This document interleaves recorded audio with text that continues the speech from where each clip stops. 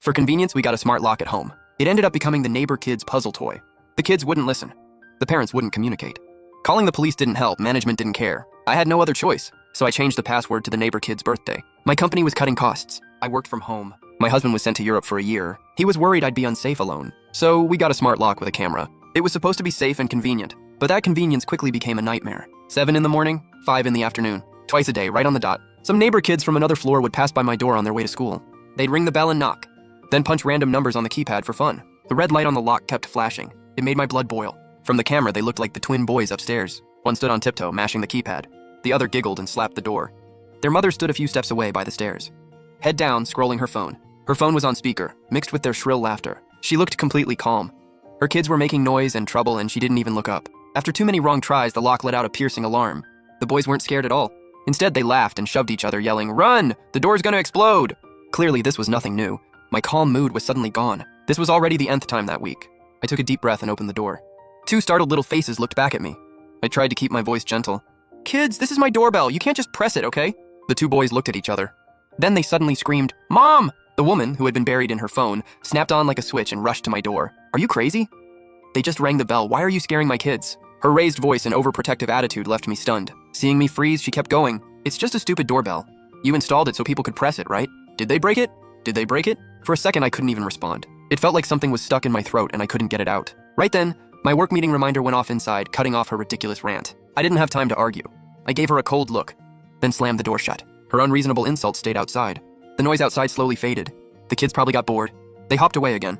The woman opened her phone again and followed behind without looking up. Not once did she scold them, as if nothing had happened. The next day, I taped an A4 note to my door. The writing was clear and the tone was polite. "Please do not press other people's lock keypads. It may trigger unnecessary alarms. Thank you." By that afternoon, the note was gone. I looked at the leftover tape and frowned.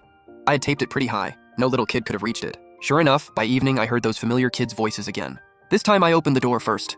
And there they were, mother and sons. The boys were still eyeing my smart lock, fingers raised midair. I said coldly, "Can you please control your kids?" Holding back my anger, I looked straight at their mother so I wouldn't scare the kids. "If this happens again, I'm reporting it to their school." The woman froze for a second, then smiled like she didn't care.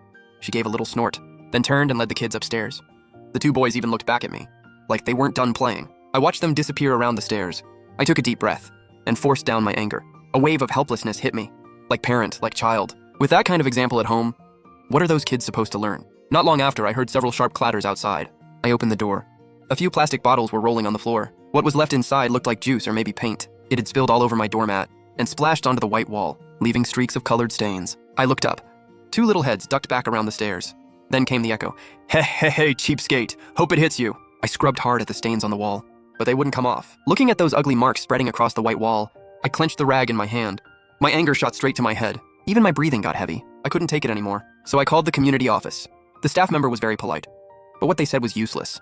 "A neighbor dispute? We can only help mediate. How about this? Contact building management first. Let them step in and coordinate. That might work better." So the ball got passed to management. After hearing my complaint, the front desk looked troubled. "Miss Lee, we can only help talk to them. The key is for both sides to sit down. It won't help if only we say something. Maybe pick a time and we'll have them join for a talk." I gave a bitter laugh. If I could talk to them normally, why would I come to you?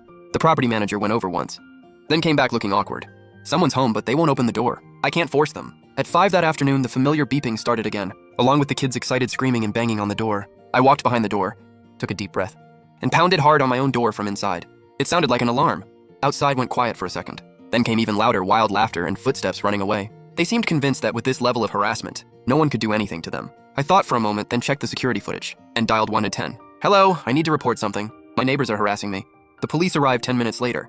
2 officers got out. They listened to my story first, then said, "Sounds like a neighbor dispute. Don't worry, we'll go knock on their door." They went upstairs and knocked on that family's door. The woman opened it. Her phone was still playing a video, not even paused. The second she saw the officers and me standing behind them, she understood why they were there. Her face instantly turned friendly. "Officer, this is a misunderstanding. They're just kids playing. Your kids really shouldn't be messing with someone else's lock." The officer patiently told her to be more careful. "Otherwise, it could cause conflict." The woman nodded over and over. Yes, we'll definitely be careful next time." But her eyes said she wasn't convinced. She glanced at me from the corner of her eye. With a bit of contempt, the officer turned to me and said, "This is a neighbor dispute. It doesn't meet the standard for a criminal case. You should try to be more understanding and communicate." "Right. There hasn't been any major damage. Don't take it too seriously. Kids that age are a little naughty. That's understandable. But who understands how frustrating it is to be harassed?" The woman heard that and immediately got fired up. "Exactly. You called the police over nothing, wasting public resources. You just can't stand kids. Is it because you can't have any of your own, so you hate seeing other kids happy and smart? In 2 sentences, she dragged it somewhere else. I was about to speak, but the officer cut in first. That's enough from you.